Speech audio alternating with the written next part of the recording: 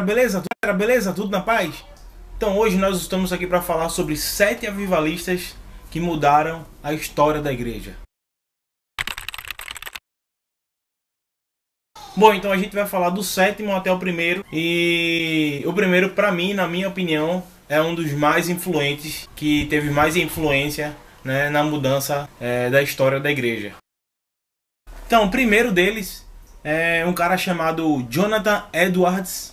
A história de Jonathan foi passada em 1703 a 1758. E a história diz que aos 17 anos de idade ele se formou em teologia. Ele desenvolveu seu ministério como missionário. Foi pastor de uma igreja congregacional. Curioso que ele exerceu seu chamado missionário no meio de uma tribo indígena. E um dos seus sermões que teve mais sucesso e mais impacto no seu século, né, e também até hoje, é o seguinte: pecadores na mão de um Deus irado. Então, Jonathan, ele tinha algo que muitas pessoas achavam difícil, porque ele tinha um hábito de ter um devocional com Deus muito grande. E na história diz que ele chegava a passar 13 horas orando a Deus. Então esse homem ele teve um chamado muito grande sobre as tribos indígenas norte-americanas e foi um homem bastante influente no seu século, em 1703 a 1758.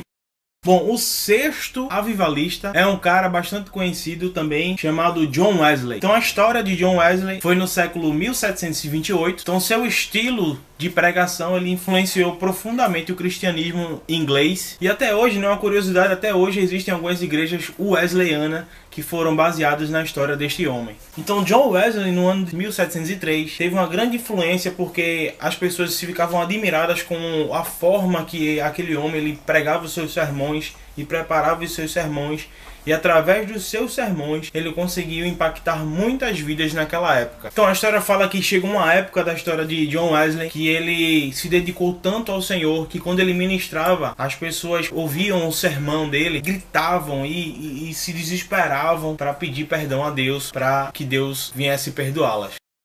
Então o 5º avivalista, que teve bastante influência também naquela época e ainda influencia hoje, é um cara chamado William Joseph Seymour. A história desse cara é contada em 1770 a 1922, que é uma história que eu acho que muitos pentecostais deveriam saber e ter conhecimento, porque é algo relacionado ao Pentecoste de Deus. Então, Joseph Seymour, ele é um avivalista responsável por um avivamento chamado Avivamento da Rua Azusa. Então o avivamento da Rua Azusa, ela afetou profundamente a história do cristianismo contemporâneo. E o cara que fez toda essa diferença foi o pastor Joseph Seymour. Então esse avivamento foi iniciado num pequeno armazém na cidade de Los Angeles, na Rua Azusa, número 312, nos Estados Unidos da América. Ele era caolho, analfabeto e negro. E as suas mensagens sempre tratavam de regeneração, santificação, cura e batismo no Espírito Santo. Então essas reuniões que aconteciam nesse armazém na Rua Azusa, eles começaram a ganhar destaque nos jornais daquela época naquela cidade. Então alguns estudiosos comparam com esse avivamento que teve na Rua Azusa como o 2º Pentecoste que está lá relatado em Atos 2. E na história desse homem fala que quando as reuniões aconteciam naquele lugar, no quarteirão ao redor daquele armazém, as pessoas que passavam por perto daquele armazém sentiam a presença de Deus.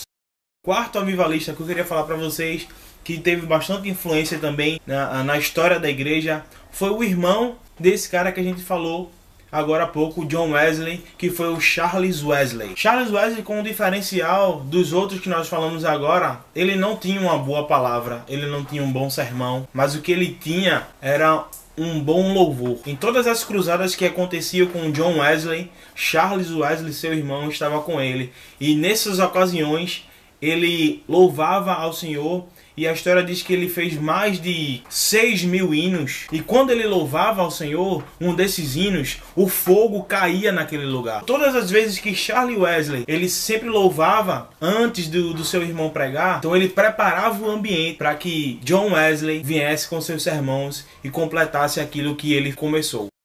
Então, outro homem também que foi bastante influente na nossa personalidade da igreja hoje é um cara chamado Smith Wigglesworth. É passado em 1859 a 1947. Ele nasceu em Meryton, na Inglaterra, no dia 8 de junho de 1859. Cresceu em uma família humilde e com seus 6 anos de idade ajudava seu pai na lavoura. Aos 13 anos de idade ele se mudou para uma cidade chamada Bradford e lá ele começou a participar ativamente de uma igreja metodista. Então a história diz que ele sempre estava com o Novo Testamento acompanhando para onde ele ia e certa vez ele foi convidado para ir para uma igreja onde estava acontecendo um encontro de pregadores. Então foi dada a oportunidade a ele nessa igreja de 15 minutos para ele ministrar uma palavra e no final desses 15 minutos as pessoas, quando ele finalizou, aplaudiam e gritavam com um entusiasmo muito grande porque aquela pregação tinha impactado a vida dela. Então quando Smith tinha 17 anos de idade, ele se juntou com um grupo chamado Exército da Salvação e naquela época ele não sabia muito bem ler a palavra, ele não tinha muito conhecimento da palavra e a história diz que nesse tempo ele encontrou com a sua esposa que também participava desse grupo e a sua esposa ensinou a ele a ler a Bíblia de forma correta. E durante todo esse tempo, esse foi o único livro de leitura de Smith. A história fala que sempre a sua esposa convidava ele para ministrar a palavra e ele sempre se recusava a pregar a palavra. Então a história diz que por volta de 1907 ele entendeu qual era o seu chamado e começou a ministrar a palavra de Deus. E o interessante da história desse homem é que ele, conhecedor da palavra de Deus, ele teve um conhecimento que a enfermidade não pertence ao homem, e sim ao diabo. E ele sempre foi reluzente e lutava contra essas investidas do diabo. E por onde ele passava, ele, através de Deus, curava as pessoas. Então o ministério de Smith Wigglesworth, ele foi um ministério muito voltado para a cura e para a libertação. Ele ministrava muito isso na vida das pessoas e deixou esse legado para nós que estamos hoje aqui. O segundo avivalista que fez diferença aqui na história da igreja é um cara chamado George Whitefield. A história de George Whitefield é passada em 1714 a 1770. Então Whitefield se converteu em 1735 aos 21 anos de idade e aos 25 anos começou a pregar a palavra de Deus. E Whitefield ele foi um dos maiores colaboradores da história que cooperaram no ministério de John Wesley. Uma coisa curiosa da história de Whitefield é que ele não pregava dentro de templos, ele não pregava dentro de lugares. Ele, por conta da multidão que acompanhava ele preferia colocar o púlpito fora, em campos abertos, para fazer a ministração para aquelas pessoas. Então daí você tira a imensidão da multidão que acompanhava aquele homem. Então Whitefield ele tinha um dom muito grande de oratória. Ele sabia se expressar para as pessoas que estavam ali ouvindo os seus sermões. Então ele atravessou 13 vezes o Oceano Atlântico para pregar a palavra de Deus nos Estados Unidos. Então a história de Whitefield também teve uma grande diferença e foi um grande diferencial no rumo da história da igreja. Bom pessoal, na minha opinião, o maior avivalista que eu acho, de todos os tempos, tirando todos esses que a gente já falou, que também fizeram uma grande diferença em decorrer desses anos em favor à igreja, mas na minha opinião foi o avivamento do país de Gales com um avivalista chamado Evans Roberts. E na minha opinião foi um dos mais impressionantes avivamentos que aconteceu em toda a história. Porque, diferente de todos esses avivamentos que nós vimos hoje, o avivamento de Gales foi realizado em pouco tempo. Não foi em anos, não foi em décadas, mas foi em meses. E o interessante de tudo é que não foi só apenas uma cidade ou um estado, mas foi um país inteiro que foi evangelizado pelo Espírito Santo e todos naquela época se converteram ao Senhor. O avivamento começou em outubro de 1904 numa pequena cidade no país de Gales. Evans Roberts nessa época ele tinha 26 anos e alguns historiadores falam que esse avivamento que teve no país de Gales foi o início de todos os avivamentos que tiveram na época. Um exemplo, depois do avivamento de Gales, teve o avivamento na Rua Azusa com William Seymour. A história diz que em 1891, aos 13 anos de idade, Evans Roberts começou a ter fome e sede de Deus e orar por duas coisas importantes. A primeira, para que Deus o enchesse com seu Espírito Santo. A segunda, para que Deus enviasse o reavivamento ao país de Gales. Naquela época, o país ele estava totalmente fora dos caminhos de Deus. Todas as pessoas estavam fazendo coisas erradas, não estavam acreditando mais em Deus, e ele estava orando para que Deus viesse fazer um reavivamento naquele lugar. E a história fala que Evans Roberts tinha acabado de começar um seminário, quando teve uma visão de Deus chamando para que ele voltasse para a cidade onde ele estava. E Deus deu um direcionamento para que ele pregasse aos jovens daquela cidade. E ele já tinha tido algumas experiências com Deus e ele estava ali naquele momento convicto de que Deus realmente iria fazer algo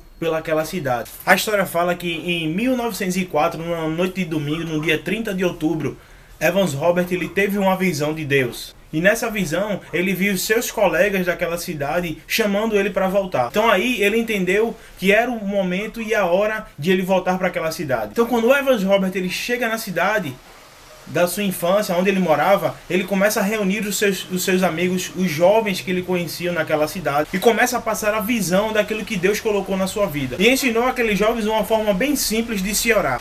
Ele pediu para que os jovens orassem: envia-te, Senhor, o Espírito Santo agora, em nome de Jesus. Essa foi a oração de Evans Robert junto com aqueles jovens. E Evans Robert, com apenas 15 dias que ele tinha frequentado o seminário, mas Deus já tinha colocado para ele uma grande visão e uma grande estratégia de acontecer um avivamento naquele lugar. E a história fala que ao ensinar aqueles jovens, ele enfatizou 4 pontos bastante importantes para que Deus viesse fazer o avivamento naquele lugar. O primeiro ponto foi a confissão aberta de qualquer pecado não confessado. O segundo ponto foi o abandono de qualquer pecado não confessado. O terceiro ponto foi a necessidade de obedecer prontamente tudo que o Espírito Santo ordenasse. E o quarto ponto, bastante importante, que Evans Robert ensinou àquele jovem, foi a confissão de Cristo abertamente. Então a história fala que os cultos daquela cidade, onde Evans Robert estava com aqueles jovens, quando eles se reuniam, cada dia mais o culto era mais intensivo na presença de Deus. O Espírito Santo cada vez mais crescia nos cultos. E foi aí que começou a se espalhar o avivamento naquela cidade. E o interessante de tudo é que quando terminava as reuniões, a pergunta que predominava naquele lugar era: como você está se sentindo? Você está se sentindo esquisito? O Espírito Santo, ele começava a criar uma situação que muitas pessoas não entendiam o que estava acontecendo. Então cada culto que se iniciava, cada culto que acontecia naquela cidade era mais intenso. Então desse pequeno começo, um grande avivamento começou a varrer aquela cidade. E a história fala que eles começaram a dominar todo o norte do país de Gales. O interessante de tudo é que a maioria dos líderes e ministros do avivamento daquela época foram jovens, ousados, que se levantaram para mudar a história daquele país. Então um avivamento, ele resultou na conversão de muitos jovens, que logo se espalharam na obra da evangelização. E a história diz, curioso que a história diz que até as crianças evangelizavam. A história fala também que quando os novos convertidos se convertiam, na mesma hora, no mesmo momento, eles já começavam a evangelizar. E os novos convertidos, eles começavam a liderar grandes reuniões de oração. E a história fala que nas reuniões, quando o Espírito Santo se fazia presente no lugar, o púlpito da igreja ele começava a ficar brilhante. E aquela luz que saía dos púlpitos daquela igreja era tão forte que as pessoas não conseguiam olhar. E eles saíam de perto para não serem arrebatados. E na história fala que quando o avivamento começou a tomar conta do país, os bares, os cinemas, que eram fúteis naquela época, que não tinham muita importância, começaram a se fechar. Então Evans Robert ele trabalhou incessantemente, e o interessante de tudo é que ele não queria que as pessoas olhassem para ele, mas sim para o Espírito Santo de Deus. A história fala que Evans Robert, sendo direcionado pelo Espírito Santo de Deus, conseguiu ganhar toda aquela nação. Infelizmente, no final da sua carreira, Evans Robert não cuidou da sua saúde e ele faleceu por conta de uma enfermidade. É isso, pessoal. Se você gostou do vídeo, eu queria que você me ajudasse, compartilhasse esse vídeo, deixasse o seu like, se inscrevesse no canal. Se você estiver nos acompanhando, vai ter outros vídeos aí mais interessantes. E eu creio que se você gostou, compartilha com seus amigos. E para a reflexão de vocês, com todas essas histórias de avivamento, para a nossa nação hoje, o Brasil, eu sei que tem jeito. E você pode ser um desses avivalistas. Fica na paz.